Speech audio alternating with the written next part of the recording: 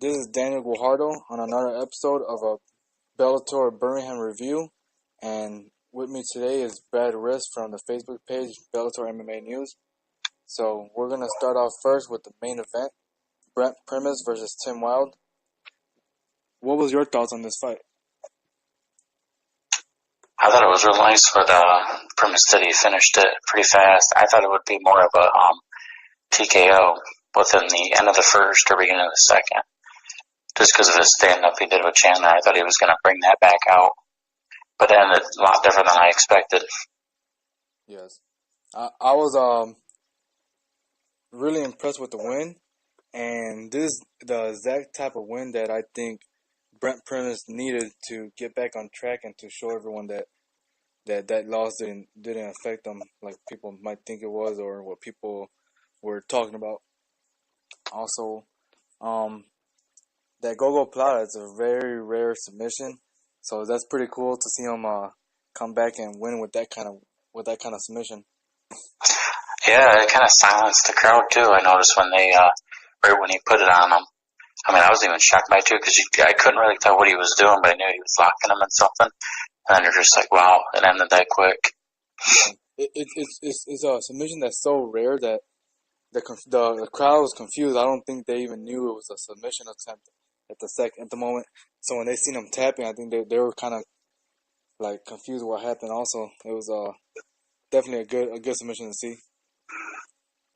Yeah, it's and I always kind of notice in some of his fights too, in Primus' fights, he always gets like grazed, or he almost kind of gets knocked over from a hit. And this time it kind of played in his favor a lot because the guy took him down, got him to trip or whatever, because it didn't even look like it grazed him that much. And he went down and he got right on top of him, and boom, played right into his hands right at the submission he put on him. Yeah, it seems like on most of Prince's recent fights that he needs something like that to happen, like a good hit to like really wake him up or to just get him going. Because it seems that as soon as something like that happens, he just turns to a completely different fighter. Yeah, that's what it seems like every time. He gets right in the mood right when he. But it seems like that happens with a lot of fighters though too. They almost need to get like some type of wake up call in there just to get them more motivated or something, just to get in there and bring the fight to him.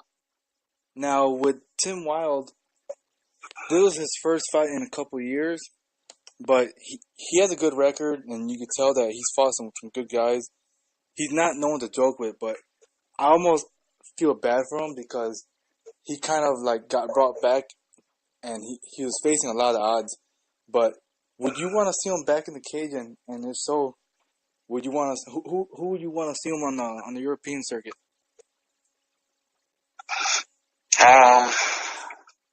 If you're going to keep it with some of the bigger name level guys, which sometimes that can be unfair to some of them guys, but also it's it's almost like a kind of a win-win, a lose-lose in a way. It depends on how you look at it, because they take on that big star, they lose to them. That's kind of what was expected of them. But if they beat them or put on a really good show, like they did with Ryan Scope and with Pitbull, it kind of puts them on that level, and they kind of break out. So with that, I would think I wouldn't mind seeing maybe Eric Campos, maybe. That'd be interesting to see. Brandon Gertz. Maybe Syed. Those would be kind of interesting fights.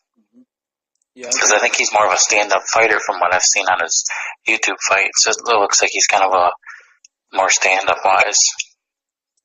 A good fight I think would be great for him would be Roger Huerta. I haven't seen him in a while, and both their fighting style, I think it'll probably be a good fight. They're both veterans in the game, and it'll be a good matchup where I think Tim Wilde would be able to use more of his fighting ability, and it's not a warm up, but to fight that we're probably gonna see a good version of his game and see him use it. Yeah, but speaking of Roger Huerta, I haven't seen that guy in a while. Yeah, I was wondering about him if he was gonna come back or just kind of retiring without saying anything. I don't know. I think I think he's waiting just to. I don't think he wants the big fights, but I think he wants fights where he's gonna most likely headline or co-main event. So I don't see him just jumping into any fight, which is pretty smart. Now with Brent Primus, he says he wants Michael Chandler, but if not, he wants Patricia Pitbull or Benson Henderson. And he said he was supposed to fight Benson Henderson in California, but because of their rule that you can't gain more than 10% after you weigh in, he was moved off that card. But would that make sense to you? Him versus Benson Henderson, or would you like to see him fight Patricia Pitbull? I think either one would be really good. Like we said on the other ones that we've done on here, I think it all plays out on what happens in Chicago next Saturday. I think it could be Brent Primus and Patricky, or even Patricky and Benson fighting for the vacated title if Patricio wins. But if not, Michael Chandler wins. I think it could go Brent Primus and Patricky fighting, the winner of that, because they both, this would be their third fight with Chandler. The winner of that would be, guaranteed the third spot against Michael Chandler.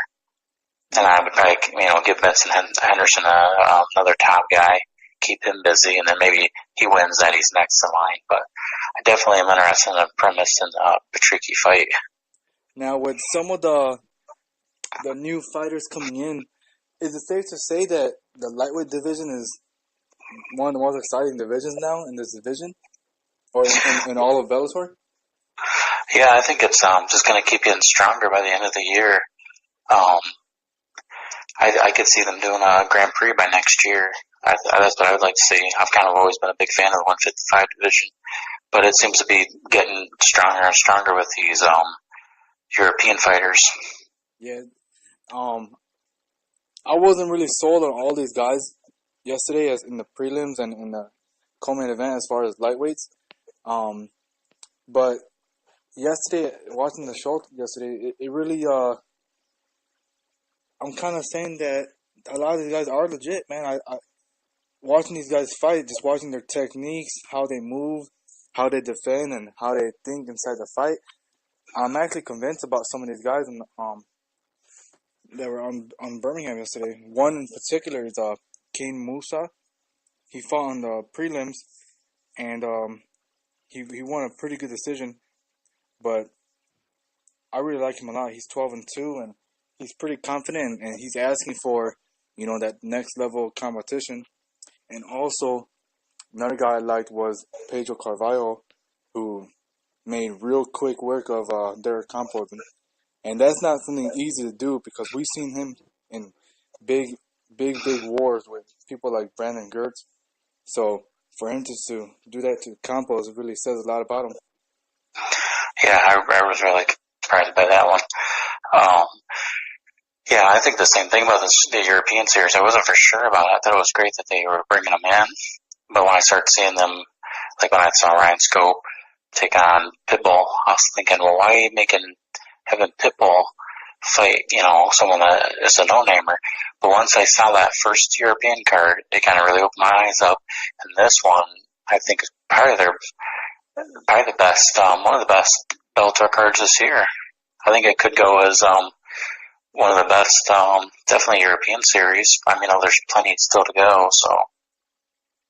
Yeah, it's definitely got a lot of potential, and I think this is going to be a very good venture for Bellator, and I think they hit it on the nail so far just from these two cards already.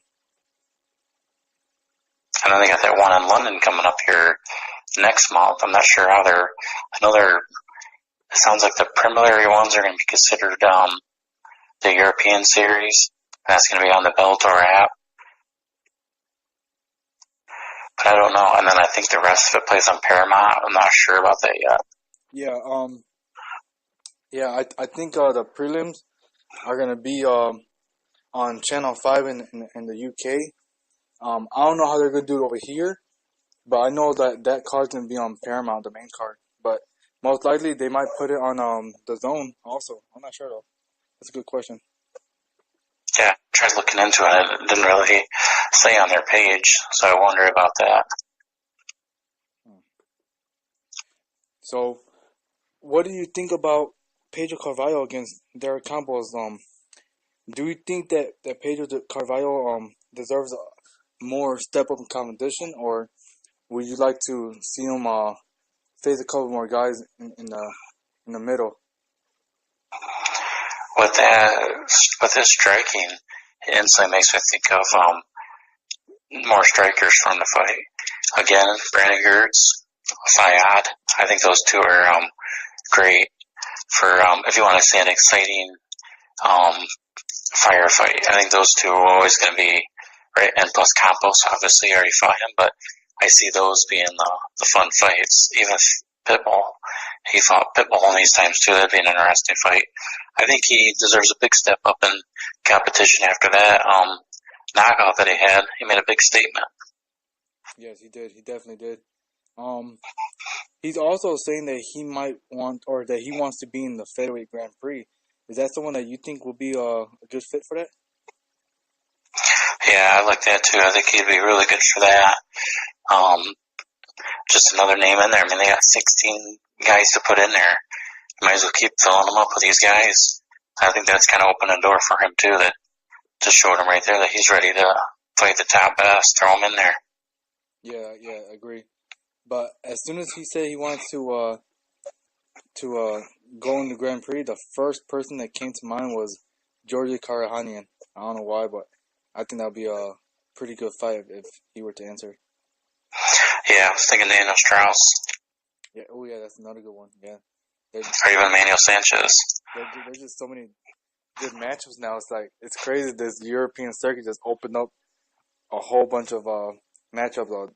David Green is doing a great job picking out these fighters and matching them up, because yesterday it was so hard to pick who was going to win each fight.